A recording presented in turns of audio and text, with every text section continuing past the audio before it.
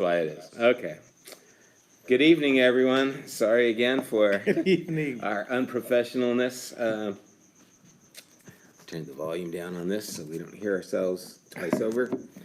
Um, anyway, welcome to Take Two. Glad you are able to join us this evening.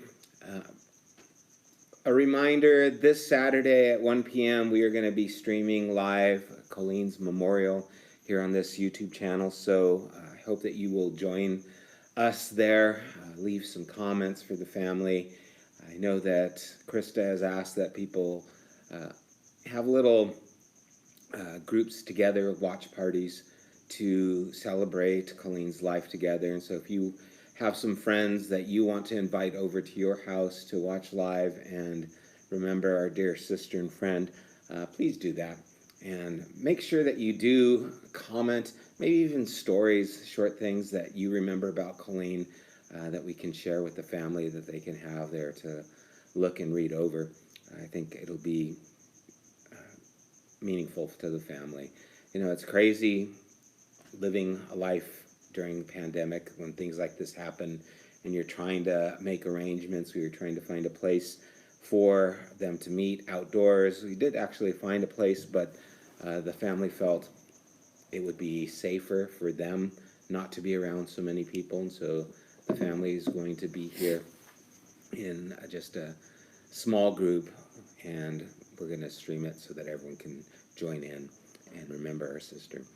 Anyway, tonight we are talking about what we did talk about, or what I did talk about on Sunday, and really it is the apocalypse of Advent. I just like using that word. The word apocalypse just has that connotation with it.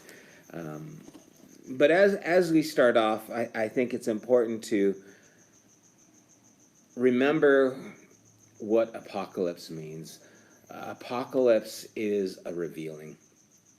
It's not the end of the world. The book of Revelation is the apocalypse. It is the revelation of Jesus Christ. That's what that book is about. And I started Sunday with a Christmas story found in the book of Revelation. It's not really a Christmas story, but it speaks of the antagonism that's referred to as a dragon, and the woman who gives birth to a man who we believe is Jesus. And then it talks about those who are following Christ and how that dragon is pursuing them, and it talks about sending out waters that then the earth consumes or takes in, so it protects those followers of Jesus. And the whole point of Sunday was tried to bring about that God is revealing something, but it's doing it in a way that is maybe not always like we think of in the Christmas story. Right. Right? And the idea of judgment is not one that we usually associate with Advent, although I mentioned it is part of the Anglican Church and their Advent. Thanks, Gil. And Thanks, Gil. so, judgment and the birth of Jesus. What are your thoughts on that? I was really curious about maybe sharing why you picked judgment, why you picked that topic, and also to pair it with Advent. I picked the topic of judgment because I think judgment has with it idea of condemnation. Yeah. And I wanted the idea of judgment, especially the judgment of God, to be something that we thought of as good. Yeah. Right?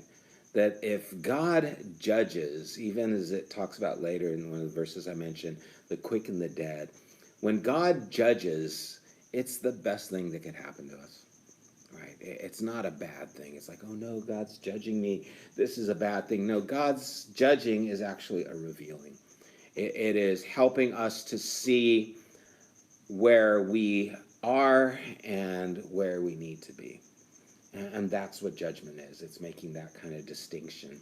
And so I think the idea of judgment is an important part of our lives, or should be. And Christ came to not bring condemnation, but in a sense to bring judgment, to help us to see the life we are supposed to live, the life that God intends for us to live. He is that example of a human, as a human should be. And then we see ourselves in comparison. And so there's a judgment that I think needs to take place that's good. Yeah. And it feels like that's what I was getting when I was understanding from what you were teaching. I was curious about the connection between I was trying to understand the, like, number one, I mean, what I was asking you about, why you picked judgment and that. But I love the connection, and I love that to get new understanding of words. I love to get a new context of what you mean when you hear certain words. Yeah. Yeah, when I hear it, I think the first thing, growing up in the church, it's like a common thing, condemnation. Or you're bringing up like Judge Judy, or like sentence to something, Yeah, or you're going to jail. you're going to jail, hell. and it hurts. Yeah. But yeah, I mean, I believe, if you understand it like that is, do you? Yeah. And maybe that's what I was asking. Like, was the sermon to kind of bring light to the idea of judgment, or It was to bring light to the idea of judgment, but also to bring light to our attitude at Christmas. And that's why I talked a little bit about consumerism. Yeah. Right? The PS5s. Yeah, the PS5s. 1.4 million sold in the first day at $500 each. Yeah. I forget how many, millions of dollars that is. Well, 5 plus. But, and then looking at approximately $30,000 to build a well. Right? And it was at like 220,000 wells that could be built all over the world. Yeah. Instead of buying a PS5, right? Now, and again, this is kind of a idealistic way of thinking, right? It's not like, okay, yeah, so we're not going to sell this, and instead, that can't work. But how many times do we think that way? Oh, I'm going to get my kids this. I'm going to get my kids this. And we don't think of our money as a resource that can be useful for the kingdom's sake, right? We just think of it as being something for our consumption. And so I think judgment needs to be made there. Yeah. Right? I think those are the kinds of things that maybe we should make a judgment, or recognize that we are being judged with those things and how we spend our money. Right. And again, every time I say that word judgment, I have flashbacks, right, of just all the things. Like, judgment, the judgment of God. Yeah, it's like, stop. But even as you said it in that sentence, it sounded like we use it in common language without it being condemning. Like, make a judgment call, like he could have made a better judgment on that, like anything, Yeah. Like, you don't think of it, but when you hear it in context of the Bible and you hear it in context of God involved, or it sounds heavy, and it sounds like, but you're right. When we're talking about making better choices, you still have to make a judgment or a decision. And why would those things not be welcomed? Right. I talked about how in training dogs you have to correct them. Correct. To stop bad behavior. Yeah. Right? There has to be correction in our lives that stops bad behavior. But if we correct ourselves, then we don't need that kind of correction, right? I think, the idea of, the arc of the universe is long and it's bent towards justice, that saying. Yeah. And if that's the case, if God is arcing things towards justice, then when we find ourselves buying 1.4 million PS5s and neglecting to provide clean water for people who are in need, then somewhere we're going to cross paths with that arc. Right? So at some point, we're going to find ourselves, and that's where I think that judgment's going to take place. We're going to reap what we sow. And if we're sowing towards consumption, consumerism, if we're sowing towards personal gratification, if we're sowing towards these things, then at some point we're going to cross that judgment of God. And again, it's not the condemnation. It's not, you're going to go to hell. It's going to affect us. It's going to affect humanity, because this is the arc that we are headed in, that God is bent on. Right. And I think even just talking this short time, we use words like reap and sow, or correction, or decision, Mm-hmm. as words to supplement judgment. But I think maybe the difference between any of those concepts and judgment is, like you talked about, the revelation, the Mm-hmm. revealing of something. And I Yeah. think that's where we're pairing it with justice, judgment and justice. Like the only reason we can supply anybody with justice is if there is a revelation of why. Mm-hmm. Because Yeah. you can have correction without judgment. You can make a decision without judgment necessarily. Because we're using those words as like kind of in place. But I Mm-hmm. think that the reason why the word carries so much weight, and why we're trying to relearn it, or dig into what the word means. I think when you said revelation, to me, that's like a whole new understanding of what happens when you make a decision and you actually learn something, or something is brought to light. Mm.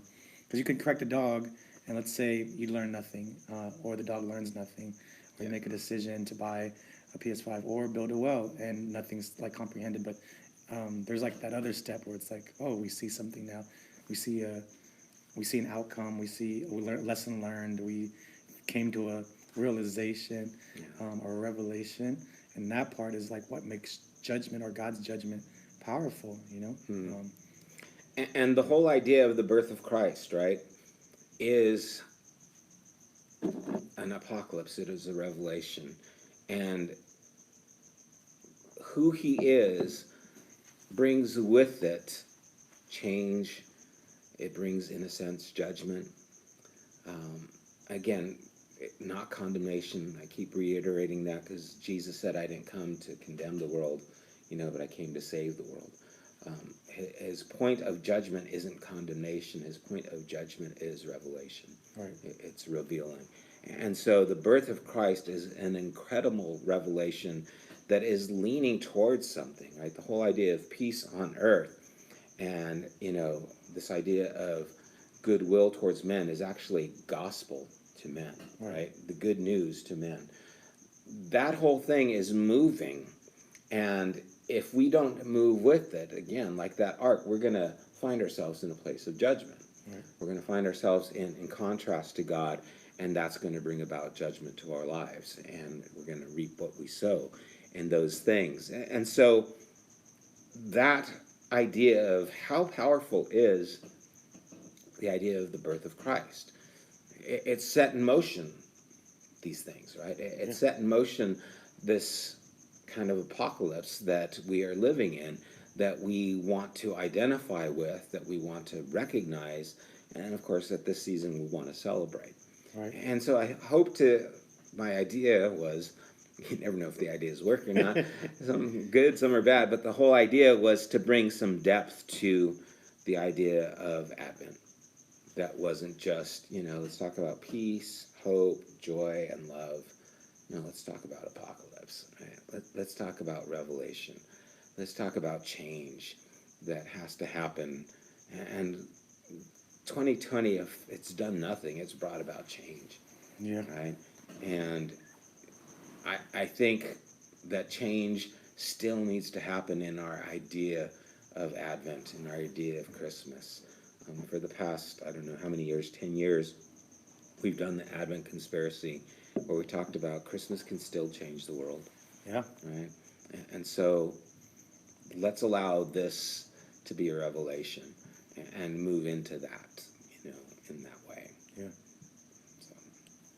I was talking with Daniel Hees today, and we were kind of talking about church in general, and I'll talk to you about it later, the bigger picture. But when leading into our conversation and connecting into the conversation we're having about Jesus' birth and his presence into the world as being a necessary story for humanity to progress. Like, we're Christian, raised Christian, and we've been hearing this story our whole lives. But as adults, or as thinking humans, you come to the point where you start connecting that with what value does it have to society? How can I use it in my daily life? How can I apply what Jesus has taught me into how I interact with people? And the way we were talking about how powerful Jesus, like him entering the world like the I mean, essentially causing the apocalypse. Like his without Jesus in the story, without him part of the history, there wouldn't be this revolution of love, or what you're saying is like how we like there's like a thing to always go back to, like that um that he taught us, like the reason he's in the picture, the reason why God, you know, sent him, or like like there's like this idea that there's like the reason Jesus existed was to push us, towards a direction. And it's almost like if you meander far enough and not think about like the impact that Jesus has had in the world, and like how we respond to people, and how that we can always, like literally, if we stop ourselves, think about how we can be a better person because of how he loved first, and how we can learn from it. The advent, or the beginning, takes on way more like significance and power. I mean, in a sense, yeah.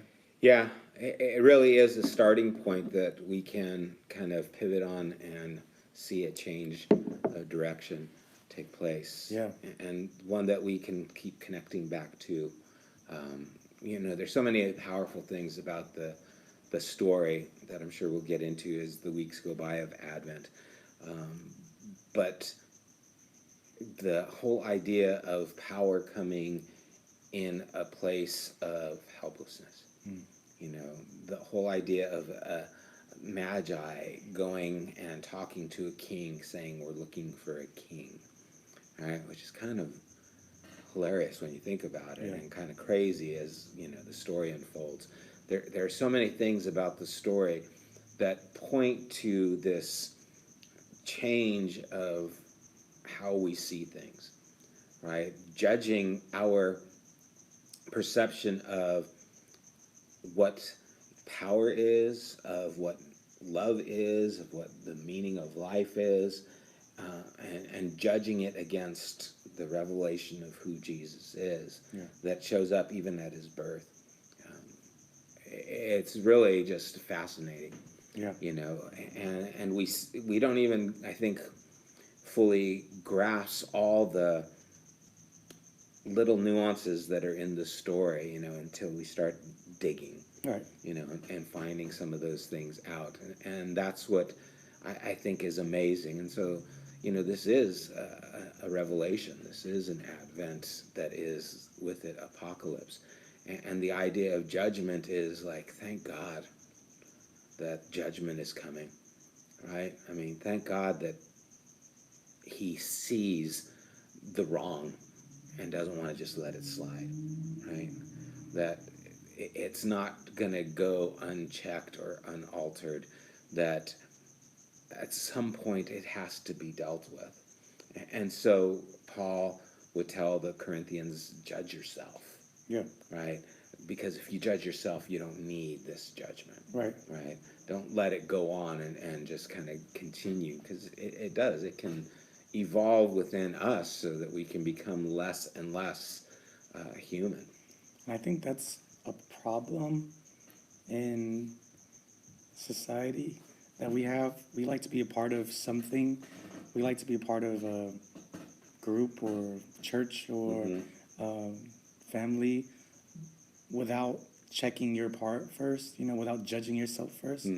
And then you take on the ideologies of the group without first grounding yourself into, like, if we're talking about church, then we're like, love first, love people first. Love, God's asking you to love him above all things, and your neighbor. And if you're not constantly like pushing yourself in that direction, you might come into the church and there might be a group of people who didn't check that at the door. And now that group is representing something that's completely different than what it's saying, and there's like a judgment that needs to constantly happen, like a constant judgment of why you're doing things. And if we're talking about Jesus, it's love, it's like constantly loving. Like, it's, how hard is that to just push yourself towards that judgment daily, hourly, moment by moment? Gosh, I mean, we never see Jesus trying to start a church, Yeah. That's right. right? Yeah. He's starting a movement. Yeah. And we have divided it up so well into belief systems.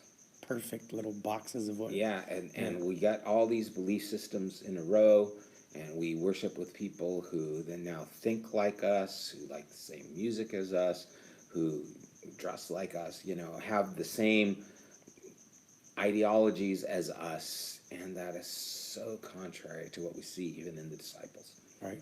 We've got fishermen, we've got tax collectors. Those two are on opposite sides, right? And so many things like that. I mean, I've gone and sat in services in Haiti where I didn't speak the language at all.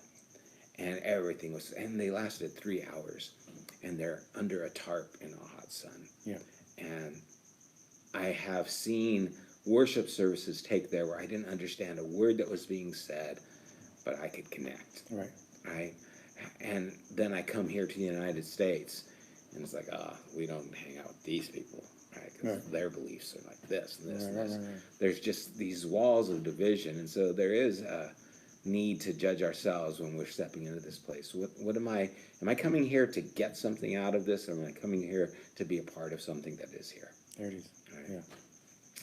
Being a part of something that's here, or even, as the pastor of the church, as someone who is constantly learning himself and then sharing his ideas with a group of people who look at you to gain inspiration, guidance, the whole and then you create spaces like this where conversation is allowed to happen, and where I think learning happens for both people, and where I think you're moving, or you're talking about reimagining church and what it could look like, a full conversation and a constant conversation, Yeah. and it doesn't have to be a certain way, and how you've been condemned for doing groups at bars, for example, or how you've and it's as long as I feel like this judgment is happening in ourselves, we're checking why we're doing it. Is our heart in the intention to love others? That dealing with everybody else is second, Yeah. But unfortunately, there's some people that we put people that judge first, and now we have a hard time moving forward in our path, because we're constantly addressing the people who are judging themselves.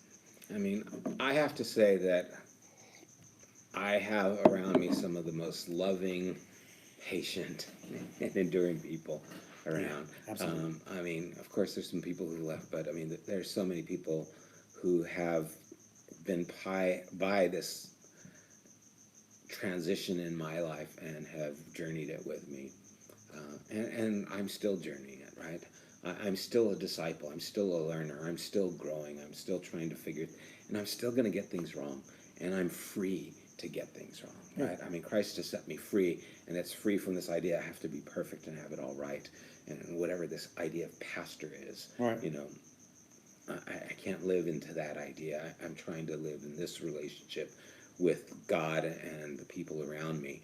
But I'm so grateful for those people around me who have given me freedom to learn and make mistakes, Right. and who are still here. Recently, I don't know if I told you this, I think I did. Someone asked if we were renting the space out for witchcraft, right? And it's just like, what? Like, where did that come from, right? I mean, just some of the, it made me smile, and it didn't make me angry. It just made me laugh. And if anything, you know what? I'd rather be. Yeah, be careful. I was like, careful. Yeah. But I get what you're saying. You don't have to. Go ahead. I'd rather journey with these people who are looking than try and make people happy who just aren't happy. Yeah. I want to be moving in that direction, and I guess we can bring this back to Advent in the way that, I believe that is the change that Jesus came to make. Yeah. To move us from this place of empowerment by tribes that seek self-preservation to a tribe that is inclusive of everybody, Right. right? And that is reaching out to everybody. Right. And so that is a change, and I have to judge myself when I'm not postured in that way, when I'm not seeking to extend myself to those people, right? And there's so many deeper conversations. I was thinking about this with the cohort that I met with today online, and talking about, grace and truth and how those work together. And usually we think grace is on this side and truth is on this side, and truth is kind of like, well, I'm going to tell you the truth, and it doesn't matter because it's true, and there's little grace involved. And then there's the person, well, I'm just going to be gracious and I'm happy and I love you all the time. And it's like, well, sometimes we have to do one or the other. Right. And there's just so much more in that, where you can't just have that, again, binary thinking. It's either or, right? Or somewhere in the middle. There's a whole scope to these things, right? And so having to step into difficult things like homelessness, right? How do we deal with that? How do I change how I'm thinking about it? Throwing money at it isn't working, and then just giving food to people isn't working. So we find ourselves now having to actually step into conversation. Right. And I had a conversation with someone, I don't know, a week or so ago, who was homeless, and he came up to me and asked me for money. And I just said, well, what's your name? Told me his name. I said, so how long have you been on the streets? Where are you from? Just started talking to him, right? And I asked him point blank, I said, so what are you on? And he's like, what? What are you talking about? Oh, no, I go, well, I know quite a few people homeless, and most of them are either drinking, on meth, or whatever. Are you on something right now? And he goes, well, yeah, I kind of do some stuff like this. And I felt like the conversation just started getting real, right? And it came down where I told him something that I told someone who was dear to me, who was homeless one time. It's like, I'll help you change, but I won't help you stay where you are, right? And, and he's like, oh, thanks, man, thanks for listening. And he just wanted money for a fix, right? And that's the choice he's making. But I had to make a choice to have a conversation with him. Right. And I think that choice, and the hard thing is if he says, okay, I want to change, and then it's like, oh, crap, right now I really got to step into this. Yeah, I got to start looking and those kinds of things, but you have to, right? And that's where, again, I'm having to change the way I'm living, because this is what I believe the direction of God is moving in. Yeah. Right? And I think it is messy. Right. It's not easy. And that's the difficult thing. We don't like messy. At least I don't like messy. Right. It's like, my life is too messy. I've got a dog at my house that I'm taking care of, and I've got to clean up after it, and I've got to do this. And just so many things going on. I feel like my life's a mess. My life's a mess. I don't need more mess. I don't need to step into those things. But sometimes I need to change how I'm looking at things so that I don't think of them in such black and white ways. Make it easier, make it difficult. It's like, how can I look at life and just see it as living or not? You know what I mean? Does that make sense? Absolutely. And I think,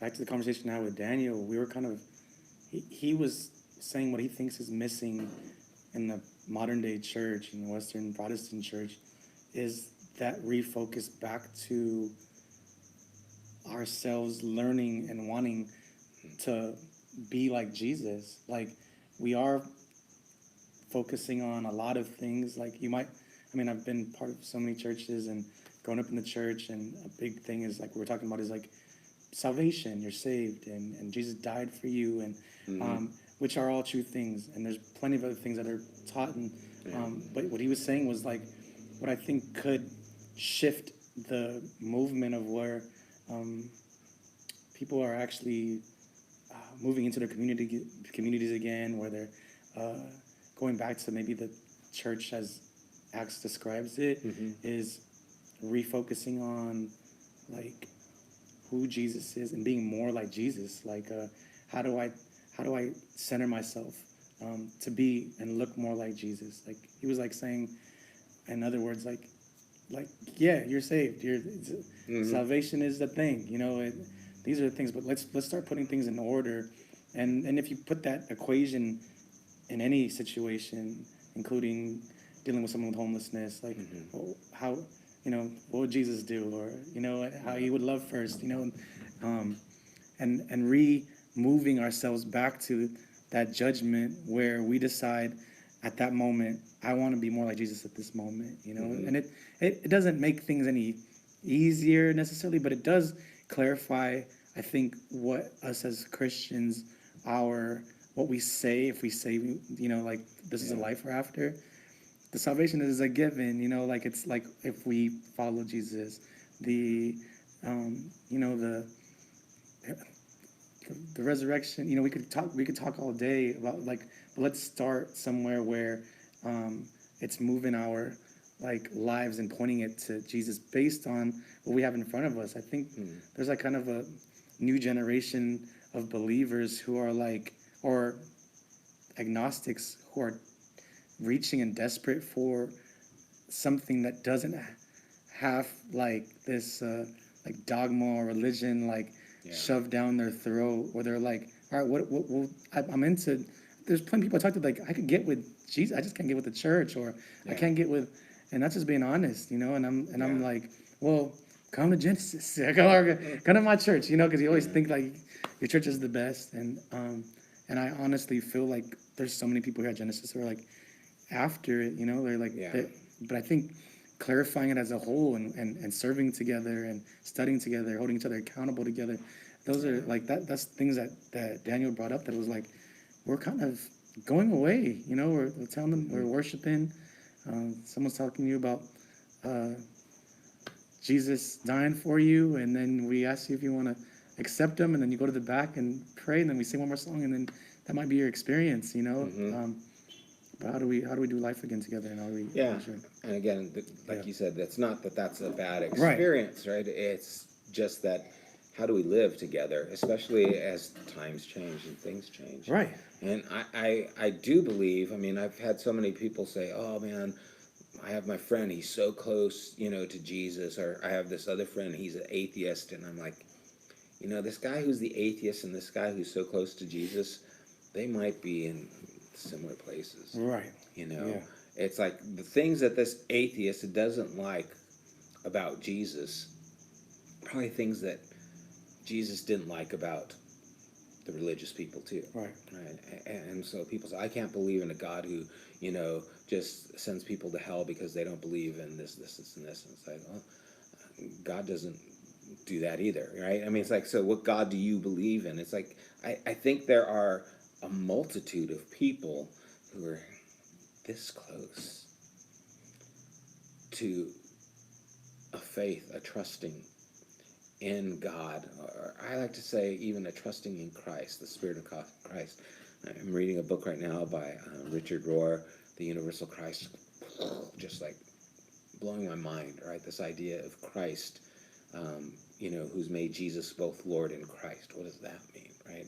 And exploring that, but that there are so many people who are close to Christ, but just need a little door to open. Just need a little light to shine so that they see it. Because when people understand Christ, when they understand the way of Jesus, it's a magnet. It draws people. Right. And they want that.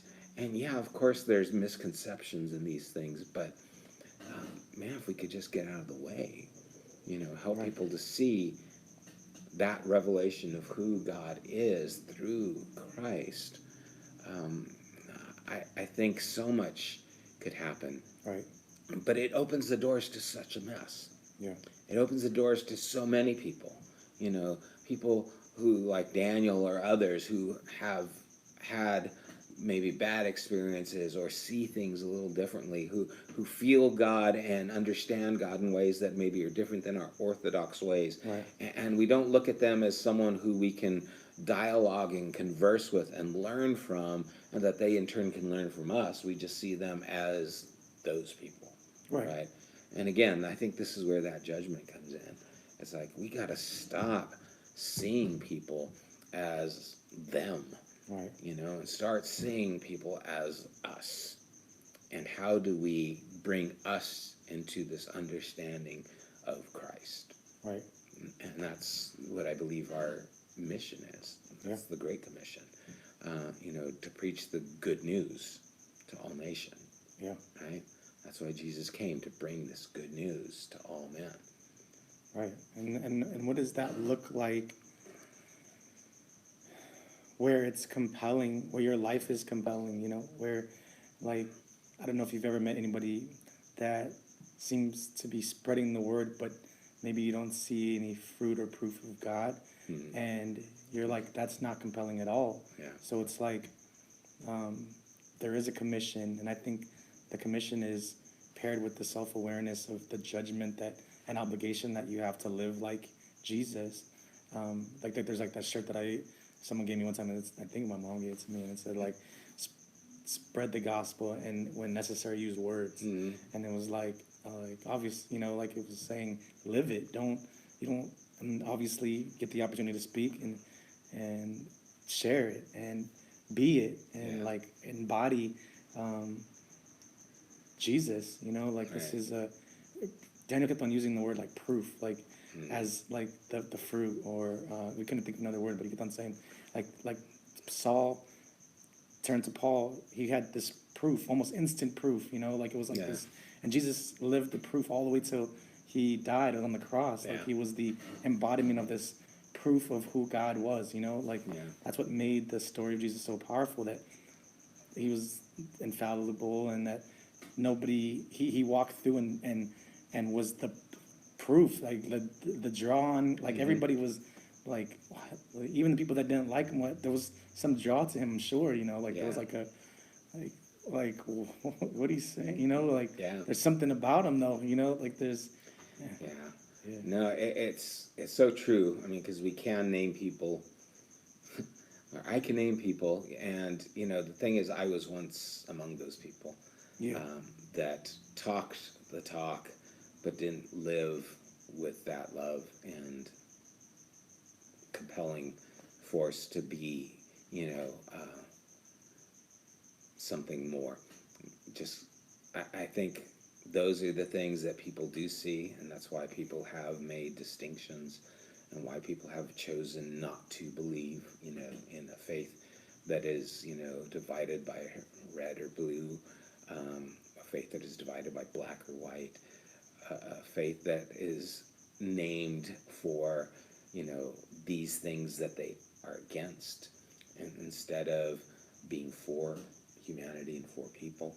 All those things come into a play where people, don't want this because of those things. And, the times where I'm in that group, or I don't represent well, there has to be judgment. There has to be correction in my life. I have to stop living like that and make a change for another way of life. And I think even the idea of judgment and change,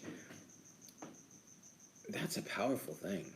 That I can receive judgment and correction and change direction is an incredible thing. And that's good news. The prophet says, can a leopard change his spots? And the idea is, well, no, and neither can man change his ways. But then, what's the good news? God can bring about change. Right? I believe people can change. That's why I do this, because I've seen people make change. And I want to be changed myself. Right? And for that to happen, there has to be an awakening. There has to be accepting of judgment. Yeah. And it's so important. And it's such an important part of the gospel. Yeah. And that judgment does never look so good, right? As it does when it judges and we see change, right? Hallelujah. That's good stuff. Good stuff. Good stuff. Any final thoughts? I think I'm understanding judgment on a new level, which is good because I love dissecting words and thoughts, and I won't look at it the same. I don't know if I'll, continue to connect it with Christmas, but but I do love the idea of what you just said, just being able to, when judged or judging yourself, repenting and, turning away, about facing. And that's what I think it's for and what it's about.